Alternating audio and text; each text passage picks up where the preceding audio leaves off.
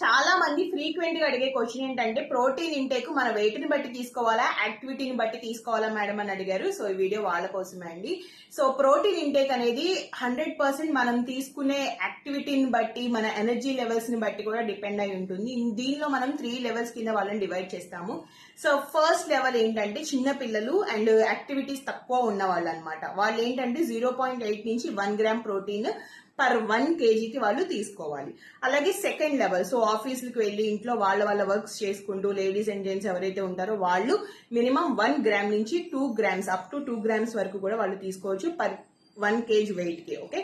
And third level, ఎవరైతే gyms లో ఎక్కువగా స్ట్రెంగ్త్ ట్రైనింగ్స్, మజిల్ కి సంబంధించిన యాక్టివిటీస్ చేస్తారో, సో ఎక్కువ యాక్టివిటీ వాళ్ళ ఎనర్జీకి తగ్గ వాళ్ళు చేస్తూ ఉంటారు కదండి, హై ఇంటెన్సిటీ వర్కౌట్స్ అన్న వాళ్ళు థర్డ్ లెవెల్ కేటగిరీలో వస్తారు. వాళ్ళు 2 గ్రామ్స్ నుంచి 3 గ్రామ్స్ అప్ టు వరకు కూడా వాళ్ళు తీసుకోవచ్చు పర్ kg కి.